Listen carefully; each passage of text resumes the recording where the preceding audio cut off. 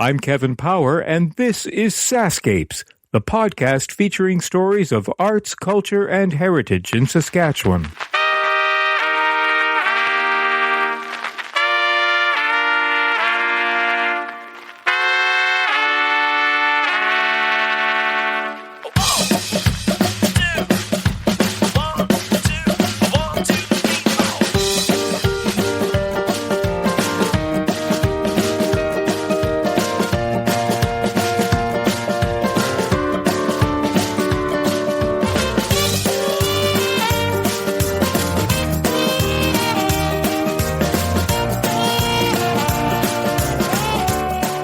Welcome to episode 85 of SaskScapes.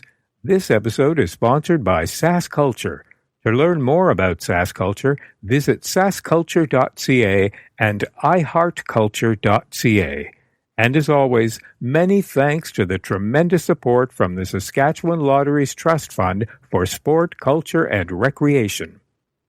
Throughout 2017, SaskCulture has had the remarkable opportunity and privilege to build and strengthen relationships with a number of Indigenous cultural partners in the province through their Canada 150 project, funded by Canadian Heritage. It was called Resilience and Respect, Canada 150 and Beyond.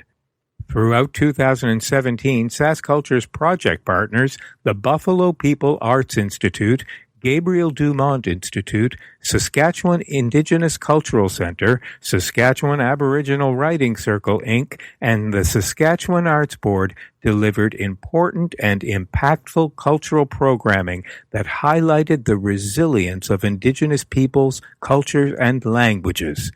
On January 26, 2018, a gathering in Saskatoon was a celebration of all of that work. The theme, Resilience and Respect, Canada 150 and Beyond.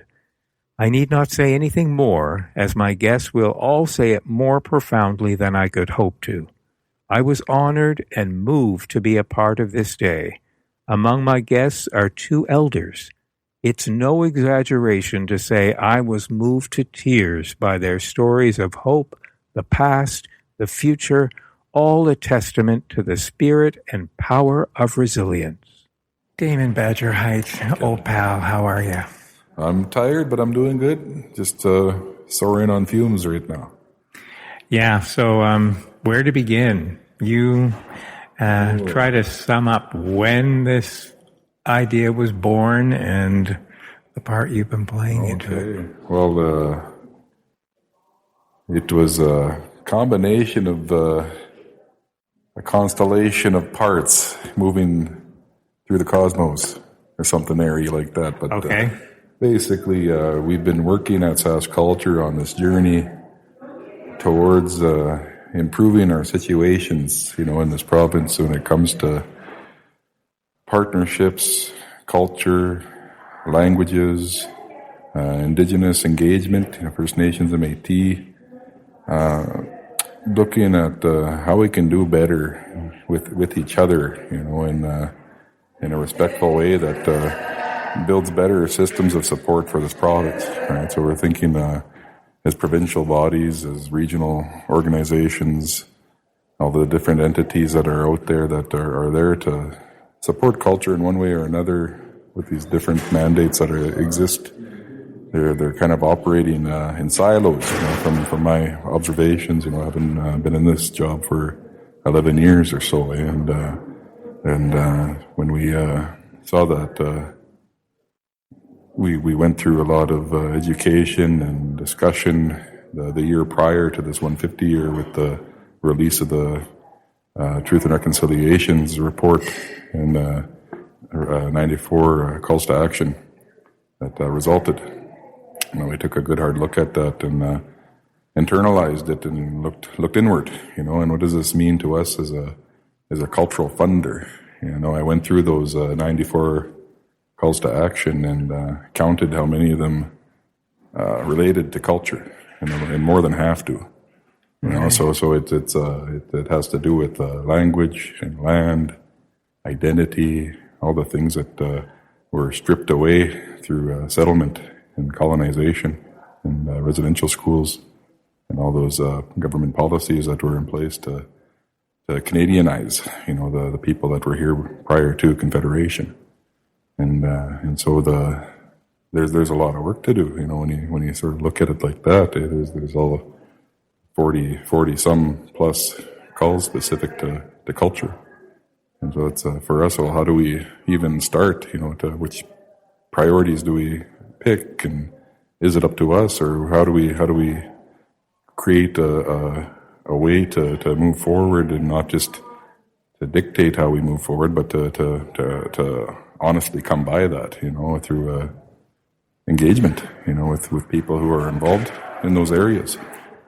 And so the time came where that 150 was starting to be a thing, and there's all this money all of a sudden available. And I said, well, it seems obscene to take a Canadian celebration and somehow try to do Indigenous culture in it. There's a certain issue, that a lot of people had, and thinking about that. And I said, well, how can we still have to, we have to do something, and so it was initially, a number of people that had come together to brainstorm up, all that type of ways of approach, and so it ultimately resulted in asking Jeremy Morgan to be kind of our agent of engagement, and so he was hired to network and approach a number of different agencies to inquire, to their willingness to be involved in something through the 150, but not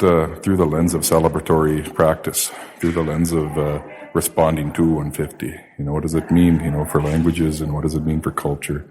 And so the partners that are involved with us here are all doing their own work and have been for a long time. But this was an opportunity to elevate it and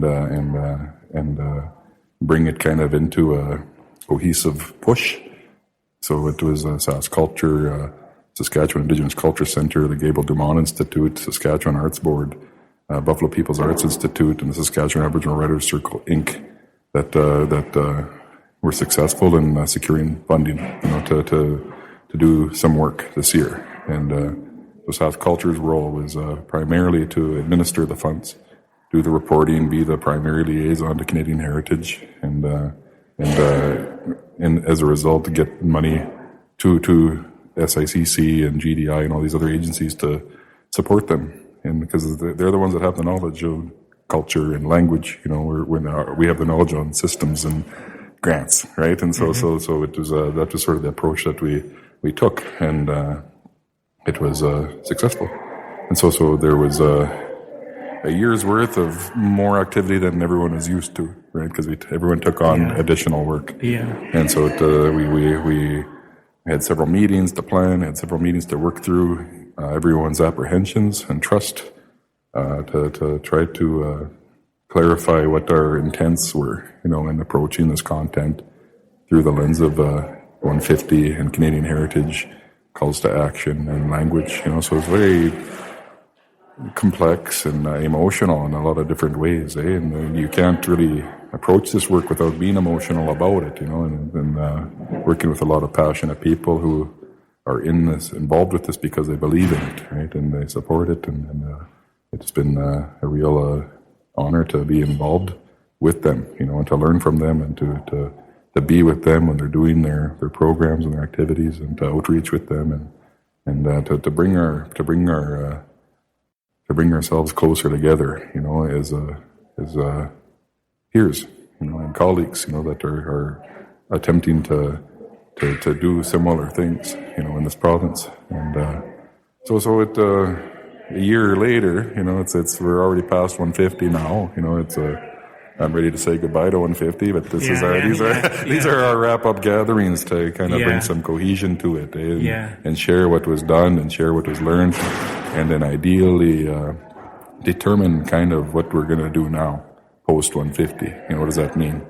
And it means ongoing partnerships, and that we're not going to just let it go and say we wash our hands of it now and we did our role. It's just the start of something, right? And it's transformative in terms of how our agencies respond, to each other and to this work. And so the results are longer-term partnerships. We'll be signing a partnership agreement here shortly with the Indigenous Culture Centre on supporting the Aboriginal Language Initiatives Fund through Canadian Heritage. We'll be partnering on the delivery of that program, moving forward.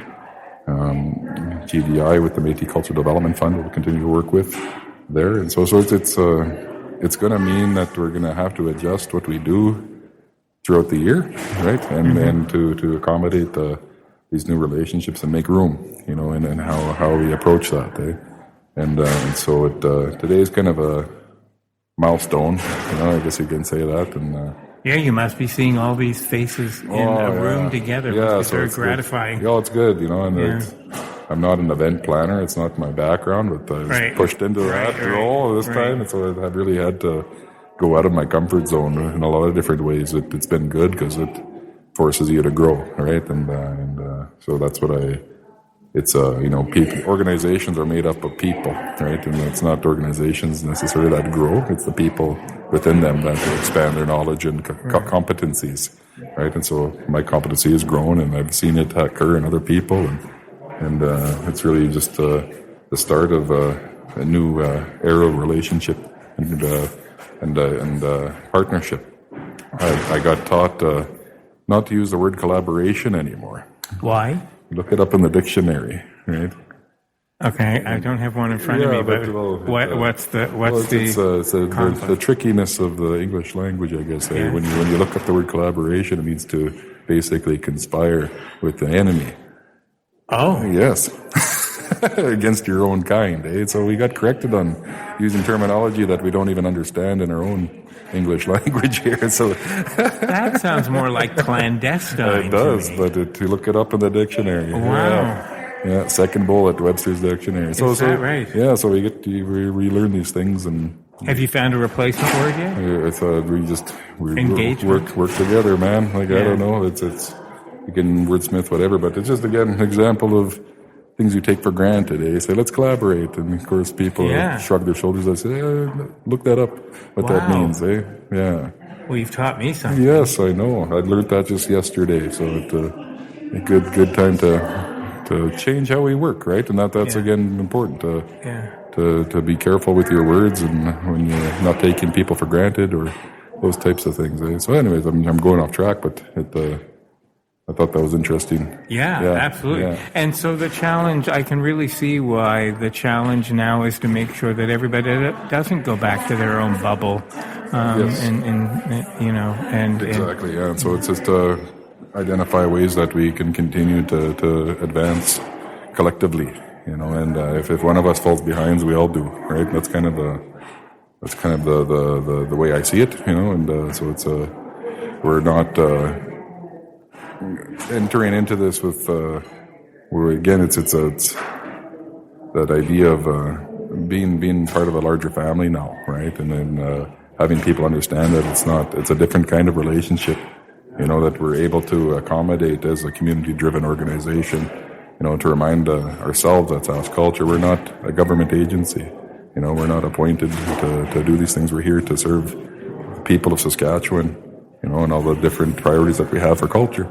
And we can't do it on our own, and we can, SICC can't do it on their own, and GDI can't do it on their own, and no one can do the mandate that they have on their own, and so that's really what this is kind of about, is to say, look, we got to work together, and we have to push together and be together and take that time to orientate each other and work through our apprehensions and work through building trust, and understanding.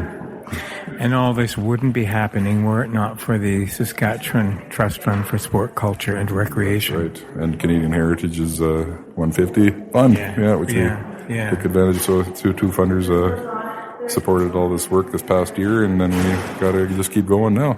Do you think 150, even though you had the challenge of, well, it is 150 for some people, but not necessarily 150, but taking advantage, do you think that the very fact that we were coming up on 150 acted as some sort of a catapult into work that otherwise might still be? Yeah, I think exactly. Like I said, it came right on the heels of the TRC reporting, right? And so people weren't that thirsty to celebrate without resolving those issues, which are systemic and entrenched, into our systems, and it points to the need for truth, and we're still on truth, and we're going to be on truth for long before we're ever going to be able to reconcile, and they don't come together, right? And they're one takes place before the other, so we're still learning the truth, and we're still learning each other's truth, and that's going to be the next 150 years. I don't think we're going to resolve a lot of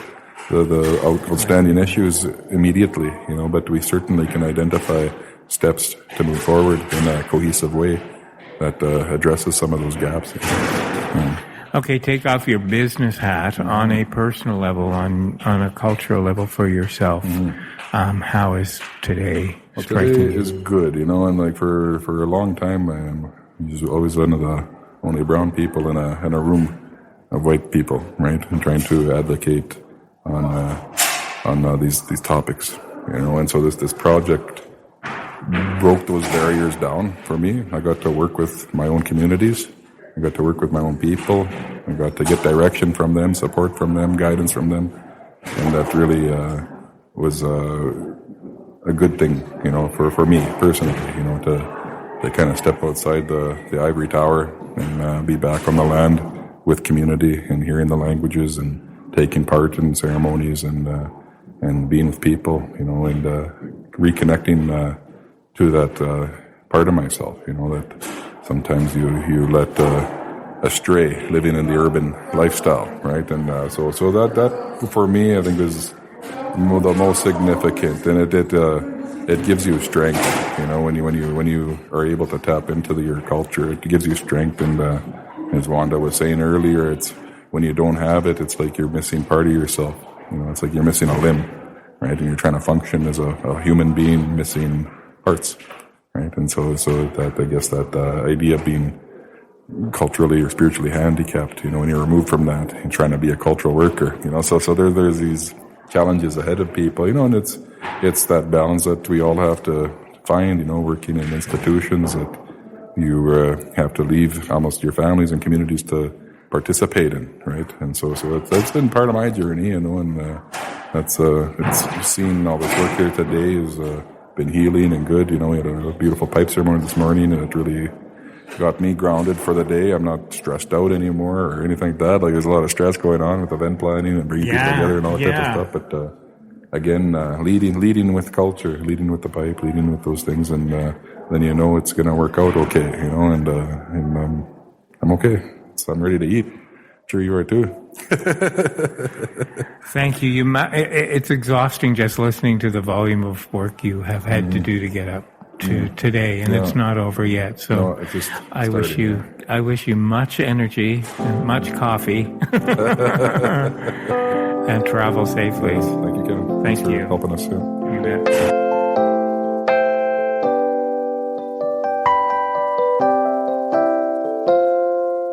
I'm Linda Young, and I'm originally from Onion Lake Cree Nation, but I've lived away from home for over 50 years.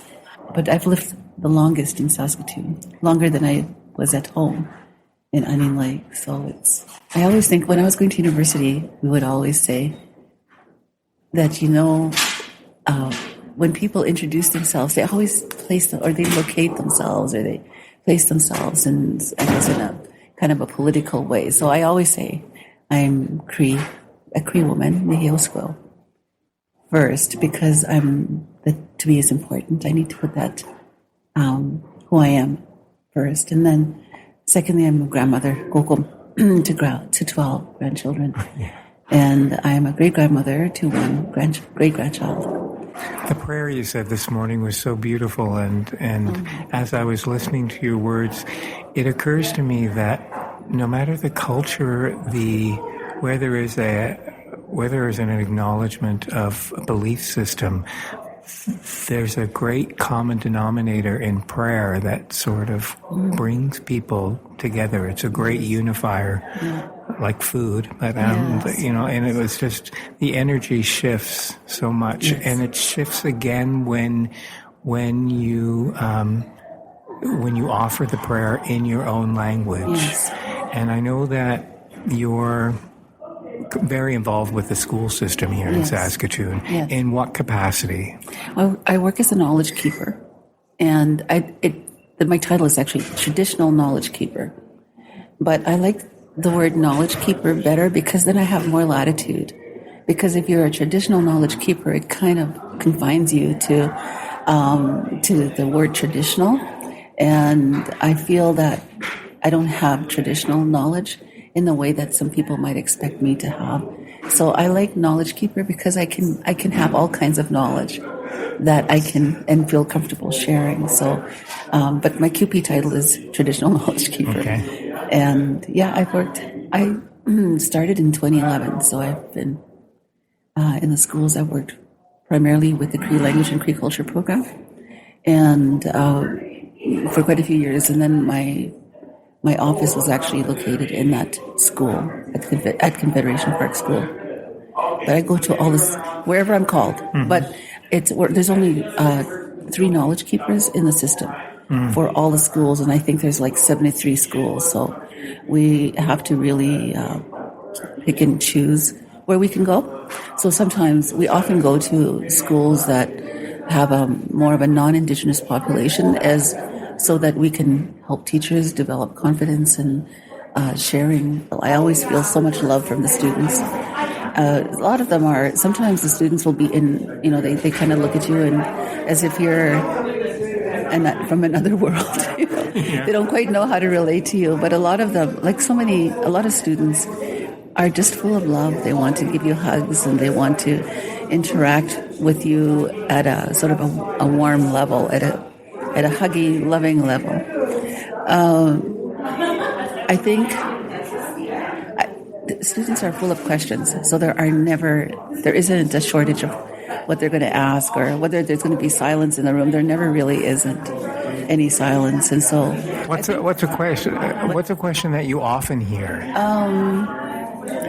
Always about residential schools. I think because they hear stories, so they want me to confirm stories that they've heard, or they'll say, "Is it true that?" And they'll come up with a story, or "What was it like for you?" So they want to know about residential schools.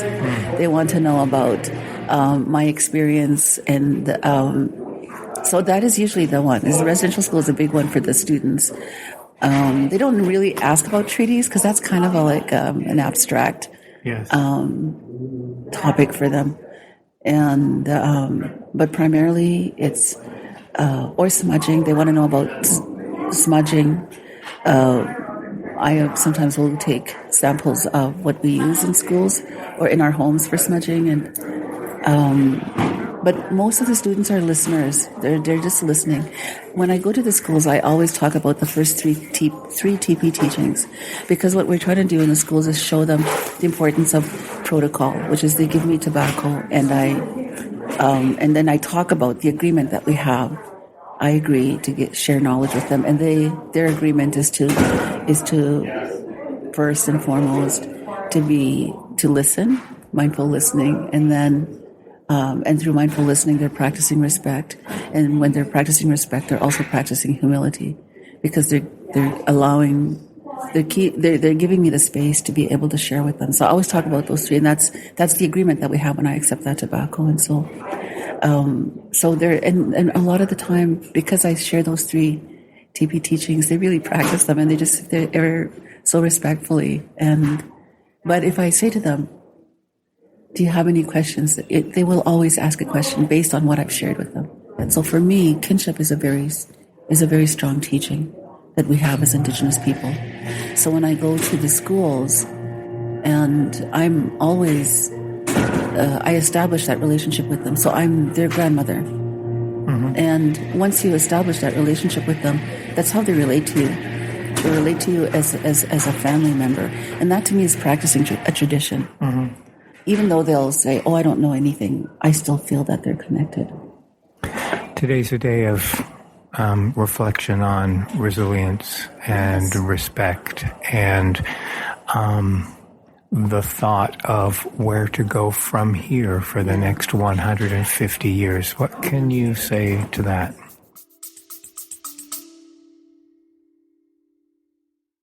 Hey, it's Kevin. I hope you're enjoying the episode so far. Just a quick reminder that the SaskScapes podcast is available for free on your favorite podcast app, or you can stream it from your browser. Check out the show notes for the link. On the SaskScapes homepage, you'll notice something new under the logo called SaskScapes Plus. You can't miss it. There's a big button saying support with a heart icon next to it. I'd love it if you could click on that button and help keep this podcast series going. When SaskScapes launched in May 2014, it was the first podcast in the province celebrating arts, culture, and heritage. In fact, you'd have been pretty hard-pressed to find any Saskatchewan podcasts.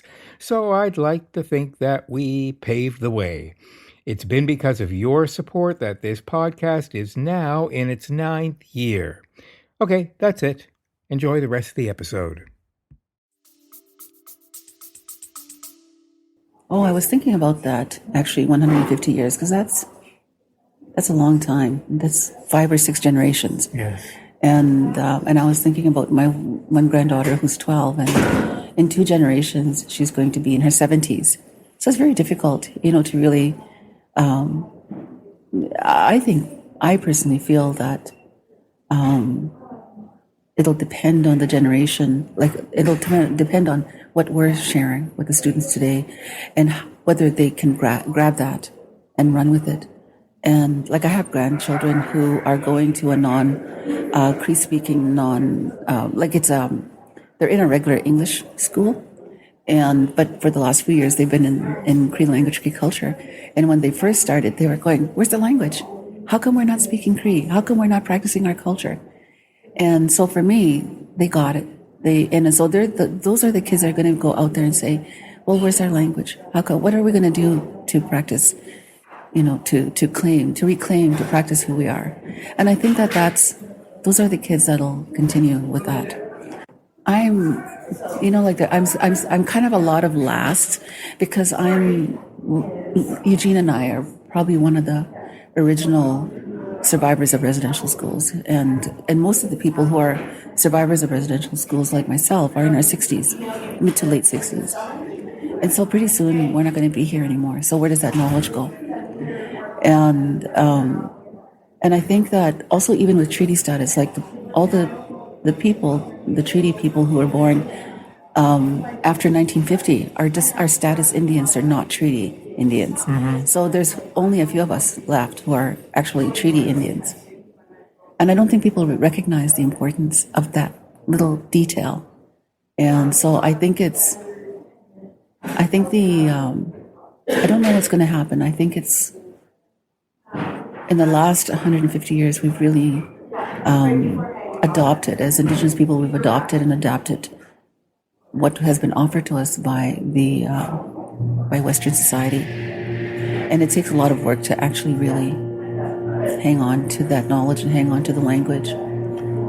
And so I don't know. Which speaks to the power of storytelling. Yes. I mean, those will be the gatekeepers of the experiences that you've had, that future generations will simply not be able to relate to. Yes. Yet Yes. your culture is embedded in all of your experiences and those who have gone before you.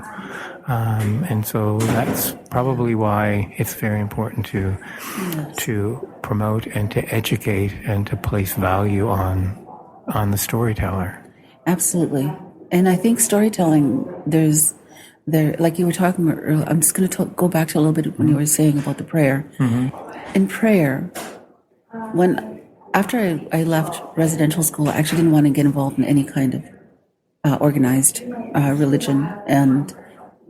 And when I started practicing the traditional way of life, that was actually in 2000. So, from 1960, from the time I went to residential school, it was 1956, to 2000, I actually didn't have any practice. The other option is, I don't know. And I learned about the way that the Lakota Sioux practice their way of life before I learned about Cree. even though I had that connection. And then I started going back to sundances, Cree sundances.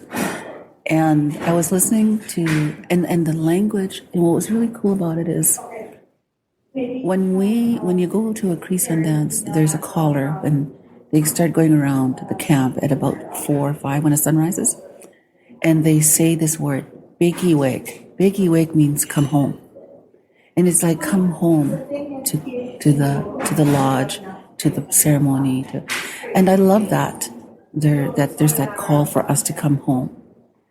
The other thing that I learned is that Gaki Simuan, which is what I did this morning, Gaki Simuan really means sharing words that are choosing and sharing words that are mindful. And people call it prayer, but for us, it's just choosing and selecting words that are mindful. Mamustigewan, I think that's how you say it, is a prayer that you say with tears in your eyes. And that's when you go and you sundance, that's the prayer, because it has to do with suffering. It has to do with how much do you want to give of yourself for this prayer. Was that the prayer this morning, or No. a component of the prayer? No. Because I got very misty-eyed during your prayer, and I don't know why. Yeah, no, that made, like for me, this is the difference that I've heard, is that when you offer a prayer, it's called crying for a prayer. And that's how it's translated. It's always for family. It's always for family healing, or and you're there to suffer on behalf of that person. And so that's the only time I've ever heard that. But Gaki Simuan is really choosing your words wisely that you're going to share with people. And so part of that energy is, and one elder always says, let the tobacco speak. It's not your words, it's the tobacco. And so the tobacco really is representative of your ancestors.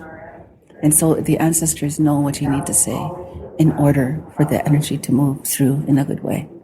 That's what I rely on. And so when I offer prayers, I'm going there not with my own idea, what I'm going to say, but with a faith that I'll be led or guided to say what needs to be, or to share what needs to be shared.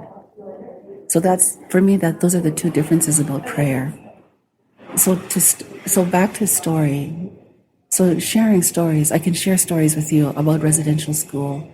I can share stories with you about what it was like to live on the reserve, or to move from a reserve to a city. Those kinds of stories, family experience stories.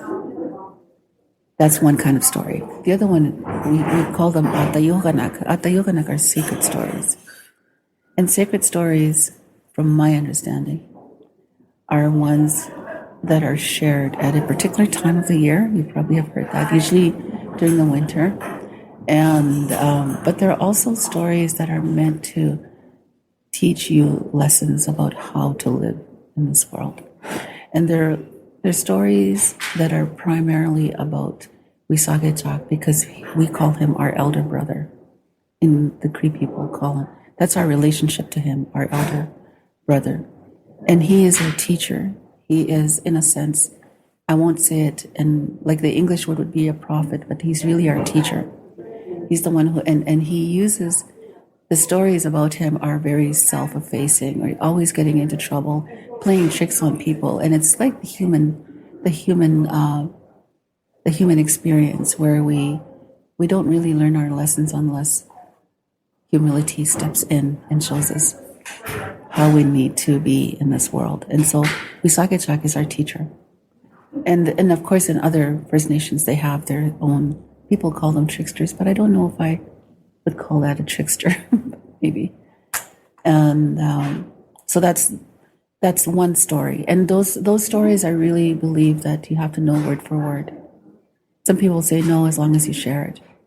And so there's different ways that people share those stories. I don't actually share legends, or what are called legends, or because I feel like I haven't been given the permission to do that. Mm. And when I do, it'll just happen. I'll just know what to do. The other kind of story is the history, the the narration of our history, where like my great grandfather would share stories with us about the skirmishes that happened between the Cree and the Blackfoot, and or when the rabbit wanted to become something other than what the rabbit was. He wanted to be. He didn't accept himself as he wanted to be something better, and so my great grandfather would share those kind of stories. He shared about what happened in Frog Lake. The stories around Frog Lake and what happened. And so he would share all those stories, but all his stories were word for word. And from what I could see, he got his stories were shared to him by his grandmothers and his mother-in-law. So the grandmothers were the keepers of the stories that they shared, and the men told those stories. That's what I'm seeing. So because my great-grandfather shares all these stories. And so I think it is through story but it has to be an accurate story. So I always say to the kids when I go and see them in the schools, these are the different stories. One of the stories that's the most hurtful is gossip, the gossip story. And I said, but there you can share a story about anything, but the teachings that have to do with Wisagechak, those you need to know. But there are ones that are written already in books, so you can read those. What we don't practice is we don't practice protocol when we share those stories, and we need to practice protocol. We need to offer that tobacco and give thanks. Given all of your life experience up till now, how do you remain resilient? I should say resilient within your story. Oh. Perhaps you are just resilient by nature. Maybe. Well, I think my mom taught us to never be stuck. We were never, there's always a solution. And so I take that into my life. For me, when I feel stuck or when I feel scared, I face that head on, because my mom is still alive. And so, I have a very large family. I have, there's 12 of us all together, and all the girls, we talk about how my mom raised us, and we all agree that she taught us to be tough, to be strong, to work hard, not to give up. So I think that's part of resilience, determination, and so this is part of my life. I feel very connected to who I am. I don't think I have identity issues. So I think if there were identity issues, that might be, and I think that's probably one of the things with kids today is that they don't quite know who they are, or they're not confident in feeling okay about who they are. Well, that's where you come in the work that you're doing, yeah? Yes. Thank you for sharing your words. A portion of what I know is a much larger story about your life, but it's important to hear what today means to you and the work that you're doing. And thank you for what it is that you're able to give to the community, even from the perspective of a non-Indigenous person who's looking in and wanting to understand. I recognize the value of the work that you're doing. Thank you. Well, thank you for asking me to participate in this. I really appreciate that.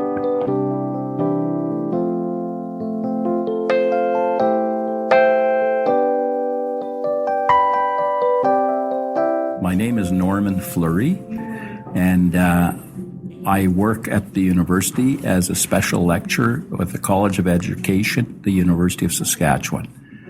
Norman Fleury in Dishnikashon, University in Datushkan, Dal College, Ikshnamagechik, University of Saskatchewan. Egutan Nikshamagan Limichif, Egwa. Kapish Matschik Limichifagwan, Egoikshnamagan Minakayash. Thank you for that. When I saw the list of people that were going to be here, you were the first on my list when I said to Shelley, people who I want to speak to.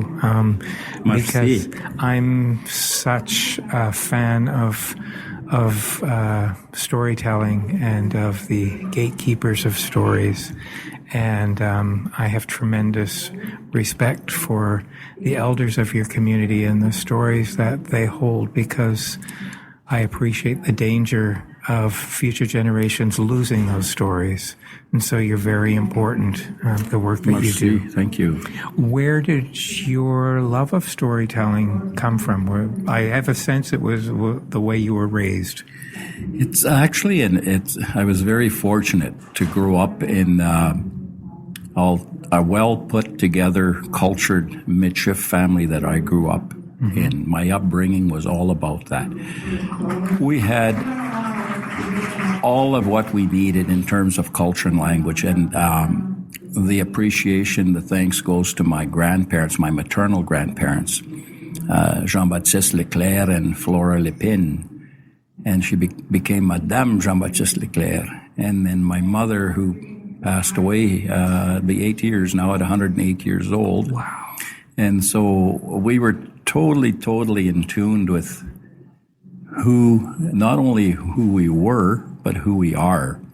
Because today people are making references about kayash, which means long ago, but it should be anosh and today. That should be all intact. And we have to bring that together. We have to magnetize, bring all those things together, because there are some of those. It's like baking a cake. If you don't have the major ingredients in that cake, you're not going to have a cake. So be it eggs, be it whatever. Mm-hmm. So we have to make sure that cake is going to be like the old days when my grandmother made a traditional molasses cake.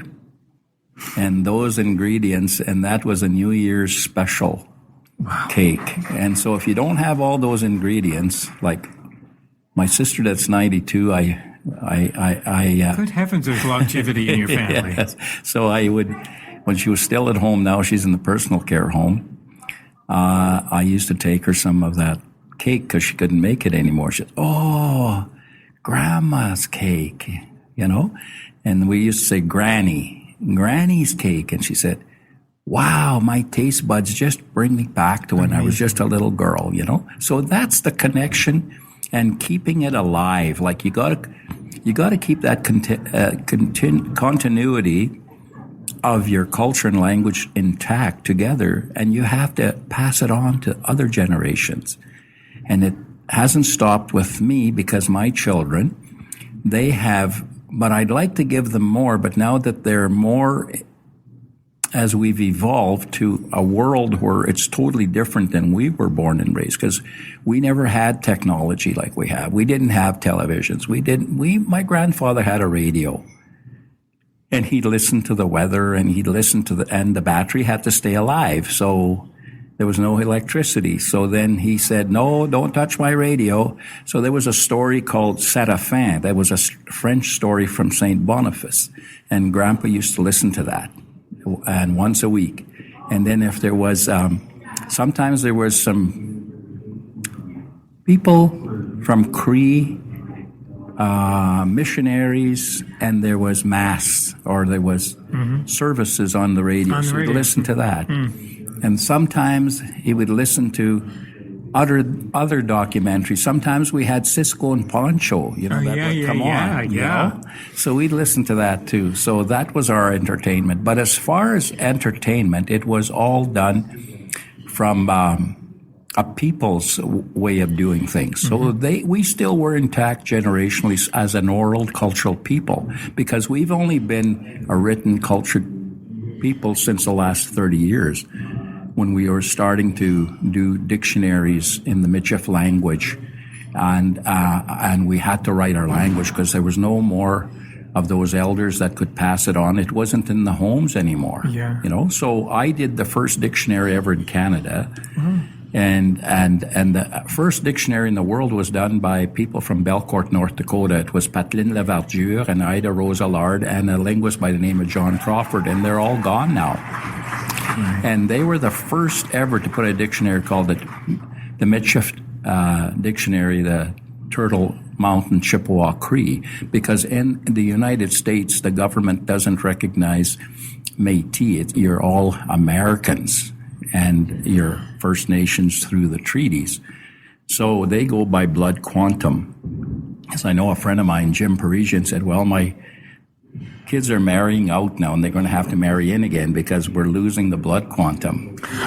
Is that a concern? And that's a concern because how do you retain who you are and your customs and being intact with as Michif, who are First Nations people in the United States, where we don't have that problem here, but we're still having to talk about genealogy. Yeah. And then most of the people that have descendants that go back to the Red River, where Michif was born, where our stories came together. Within less than 100 years, we put our stories together, our legends, our mythology, and epistemology. Just the whole works was put together by special people who are those people that are the Michif people. And the storytelling, I inherited that at home. I had my godfather, Bill or William Flamond, and that was my mom's first cousin.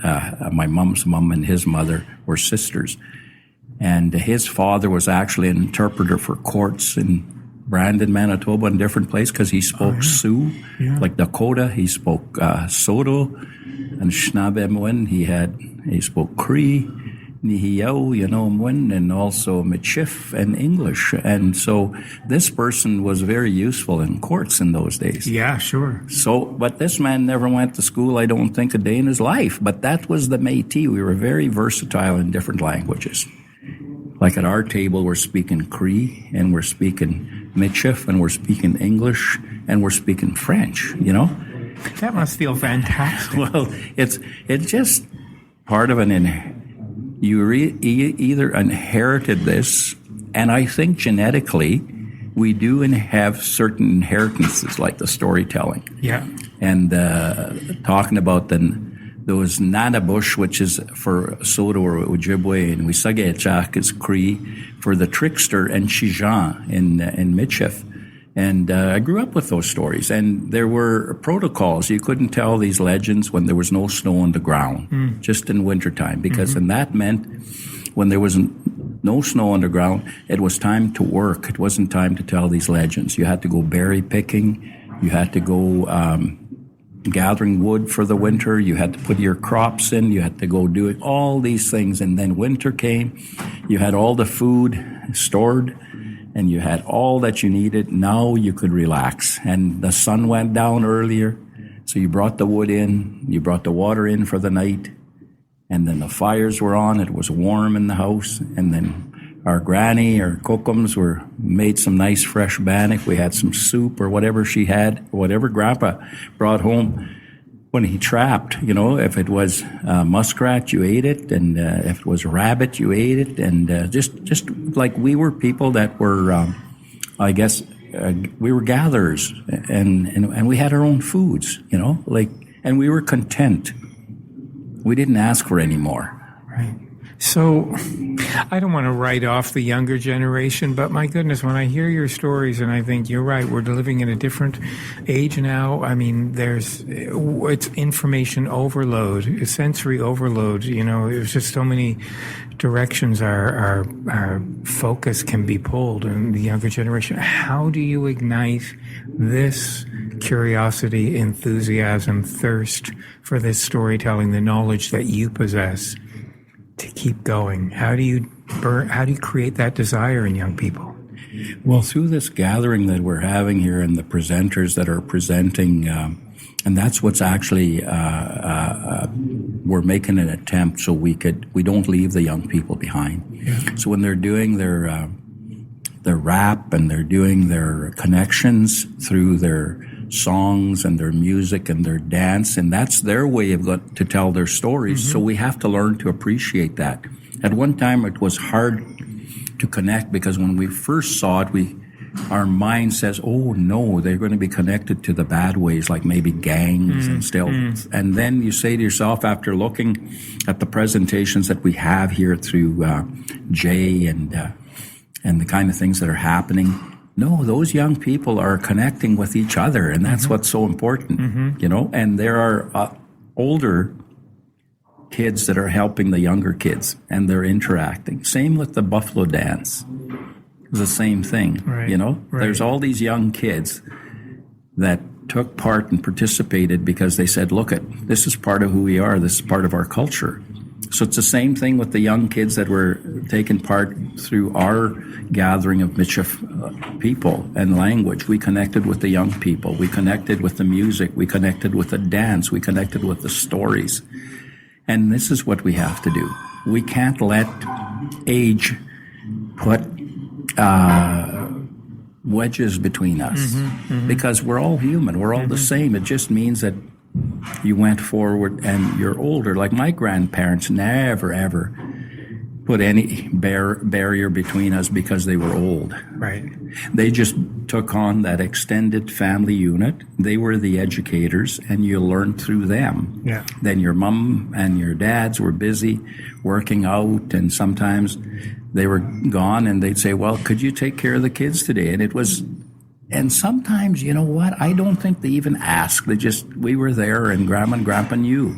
Yeah. And we were there. So we took part, and my grandmother used to make us toys, as a matter of fact, traditional toys, like spin tops. And then You still have them? We could still make them, Yeah. And we used to she'd make us harness, and we were horses. We played that role, and she'd put sticks, so those were our legs, decorate the bottom with hair, so that was the feet, and she'd threw tin cans so they'd make some noise, and then she'd do all those things, or she'd cut out little dolls for the kids, and we'd play with those dolls like they were a kite.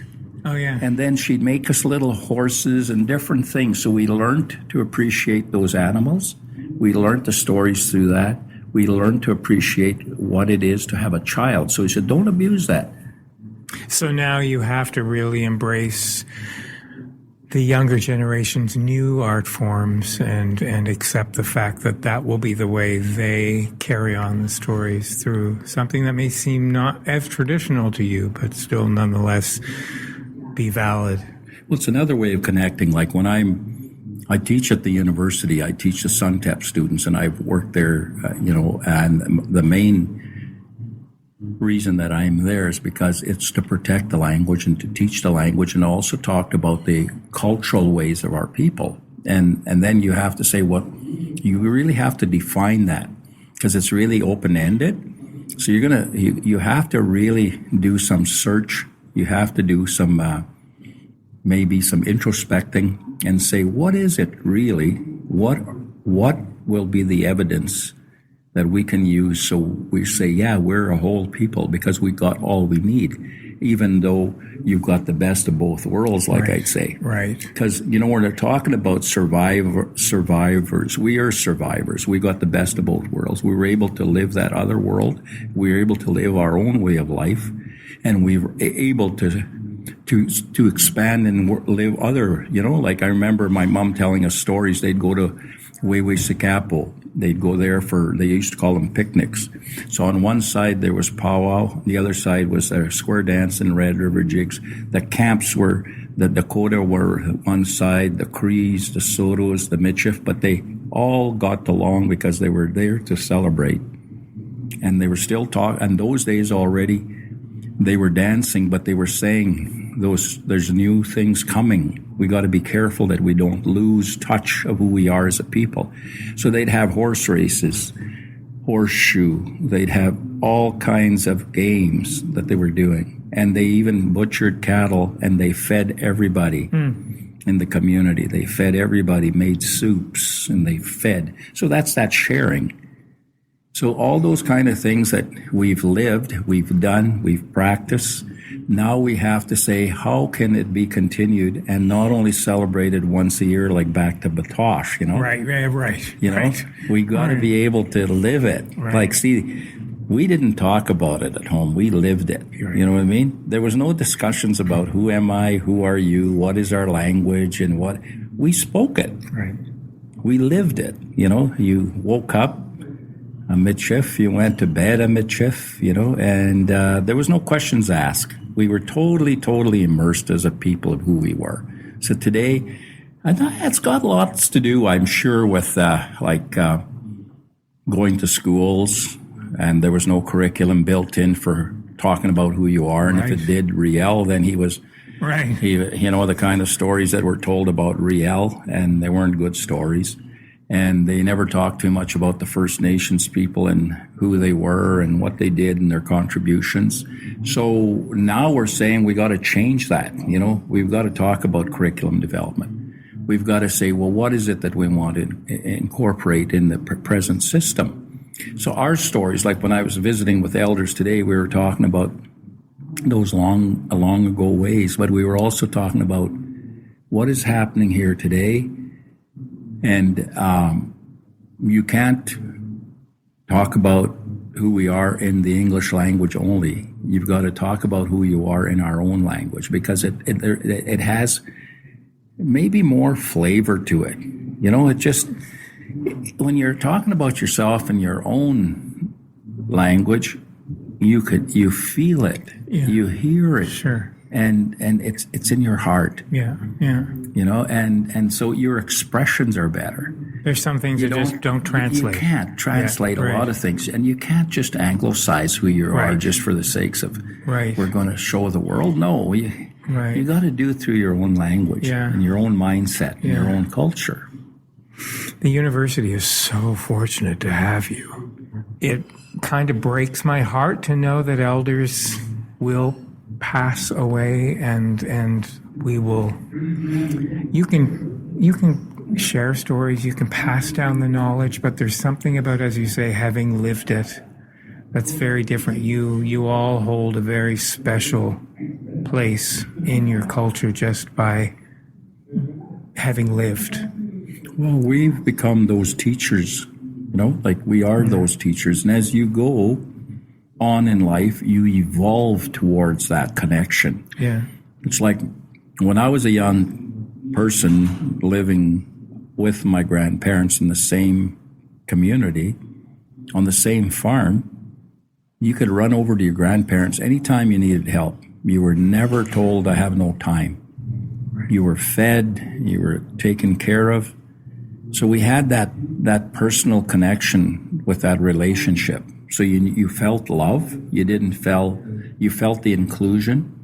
So you were inclusive in anything they did. You were involved. Berry picking, when you went out hunting, and you were even given those special teachings. Like when you were harvesting or whatever. Grandma was a medicine woman. We'd go with her. She'd tell us what these herbs were for, what they were used for. But you had to be. There was a time in your life you had to be old enough, like the time of reasoning in your life, in order to incorporate that into your life. Yes. So you were able to use that for yourself. Now you're understanding. It's like the first time I killed a rabbit, Grandma said, we're going to invite the kids. We're going to celebrate that you now are becoming a hunter and that you're going to be a provider. So she cooked the rabbit, made larababu soup, and my cousins that were around there, we had a feast. And Grandma did it because that's how it was done in her days. Because my grandma was the product of people that were buffalo hunters. We were the buffalo hunting people. We connected with the land through the buffalo hunt. We were connected to the buffalo, and we had a special relationship with the buffalo.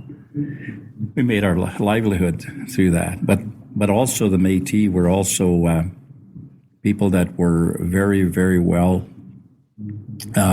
economically involved in also farming, because that was part of our inheritance again. So they farmed, they raised just subsistence farming, just enough to supplement whatever else that they needed. So, and some of them lived by the lake in St. Laurent, Manitoba, where my grandfather lived. And there you got your fish, and you know there was a lot of hay land, and so that's how they lived. And then when they came on the prairies closer, they'd go on the buffalo hunt. So they'd bring some back home. So they incorporated those main necessities into their life. So it went, and all in all, my grandparents never talked about hard times. They never talked about poverty. They never talked about those bad days. Even the resistances were good days. They were good ways of learning and good ways of resistance, and they were survivors. I don't know if I ever heard my grandpa talk about negative things. It was all a positive thing. So that's something else that we had. But so, forgive me, but I approach these episodes from a place of teach me about you, so I don't claim to know all the answers. So I hope this isn't an inappropriate question to ask then, given the fact that your grandparents didn't complain, didn't talk about the hard times. And now we're in a time of truth and reconciliation, and the stories of pain need to be told. Is that still? How would your grandparents feel about living that part of a painful past? Well, and expressing it? They were actually survived through it, so you were immune to a lot of it. So it didn't get in the way of your life, so you still wouldn't go on. You didn't talk about suicide. You didn't talk about all these things. But I think that has a lot of relevance to the way of life today. In those days, people were so intact with life, and you respected life, that you dared not even talk about suicide or those kind of things, because your culture didn't allow you to do that, and your belief system didn't allow you to do that. You had to endure. That's why a lot of these people that First Nations people, they have sun dances and they have ceremonies. That's what keeps them going. And that's what kept the people going for a long, long time.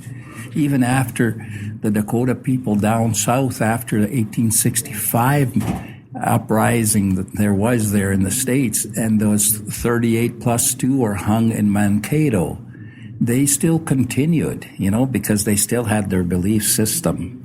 They still had each other. They still had the family, and they kept on going, Now I understand why the younger generation who are feeling hopeless, who are committing suicide, now I understand why it's more important than ever to get to a place in the communities, as you've just discussed, so that the idea isn't even entertained. No, it has to be, you have to find that a strength and something that keeps the adrenaline going in your system, in your blood, to say in your heart, because we always refer to the mind and soul and the heart.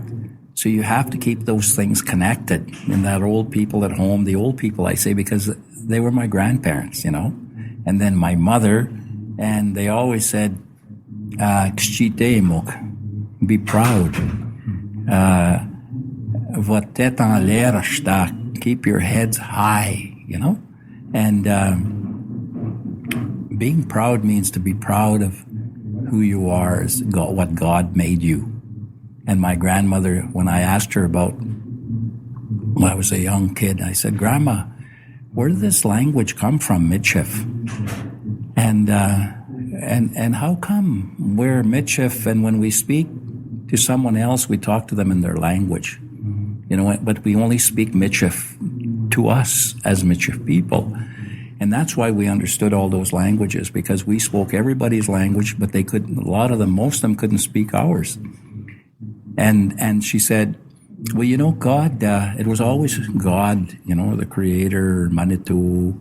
She said, when God made man, human beings, across the water, she says, there's people over there, and they're French, they speak French, the Germans speak German, the Irish, they have their own language, and the Scottish people. And she said, over here, the First Nations people have their own language, she said. The Dakota speak Dakota, the Cree, they said in those days, speak Cree, now it's Nihiyaw Emok, and Schnabemok. And us Michif, she said, God, it's like we were the last people that were created on earth. And she said, it's like a circle. We brought that circle together. She said, we're the ones that finished that circle of life. She said, here on earth, she said, we're the Michif. And, in order to know and understand who we are, he gave us a language, she said. That's Michif. That's our language. That's who we are, she said. So for a lady that never went to school a day in her life, that was her, because it wasn't her heart, you know. She searched for it, but she didn't tell me right away when I asked her, because when I asked her, she said, "Why do you ask that?" She said, "Nobody's ever asked that question before." She said, "You're the first one that's asked me, but itama nga nakatuit." And she said, "I'll think about it. And when you come visit tomorrow morning," I usually go there every morning by 7 or something. They're having breakfast and we're eating porridge together and bannock and sometimes toasted bannock or whatever there was, cream, farm cream. And she said, "You'll be here in the morning." She said, I'll think about it. She says, "See, that's the way it used to be. That's how our elders are. They just don't send you off and say, 'I don't know.'" You know, like we were never refused the opportunity to be told something. They were the teachers. That was their responsibility. So anyways, my grandma, that's the story my grandma told me. And the linguists, especially Peter Bakker, who teaches in Aarhus in Denmark, he was a young Dutchman when he heard about this language. And it sounded like the duck-billed platypus, you know. There's so many parts to it, you know. Yeah, yeah. And he was just flabbergasted.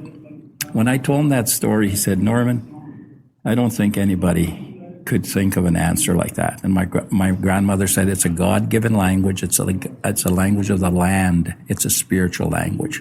So that's the only way, because people are saying, how come people that never went to school, couldn't read or write, were able to put a language together, and the nouns and its associated grammar are in French, and the verbs and associated grammar is in Cree. So how did that ever separate, you know? But that was because it was influential by the spirituality. It was God-given. So a lot of people, we have to tell those stories to our children, to the kids. And we have to dramatize it, like we're doing now at school. When I teach at Suntep, we're doing some acting at the same time. So this is what we're trying to do. So we got to build a new education system, but we also have to be inclusive in the curriculum. And we have to develop our own ways of teaching like they used to do long time ago. And that's connected with the land. That's connected with nature. You know, because we lived with it. We never were disconnected with that land, because as soon as you walked out of your log house, the dog barked, or you heard the horses, or you heard the cattle mooing, you knew their sound. They said, "Oh, that cow must be in trouble. She must be calving. Oh, that horse, maybe he's caught someplace." So we knew the language. We were very versatile, not in human language only, but in language of the land and the animals and the birds. If we heard a bird, when the crow, we're going to listen to a crow coming home now, you know. And so when we hear that crow, we say, "Oh, it's springtime," you know. So those kind of, like, the sounds, the connectiveness with everybody. So we were I would say, a people that were well put together. We had a solid connection to the land, and spiritually, we had a solid connection to who we are as a people. We were very proud people, and we want to be able to say we are still, you know, because of all this. So it's coming together. It means, and I truly mean this, it means a great deal that you've taken the time to share some of these stories with me. I could talk to you all afternoon, I swear. Thank you so much. It's been so great to meet you, truly. I appreciate you taking the time.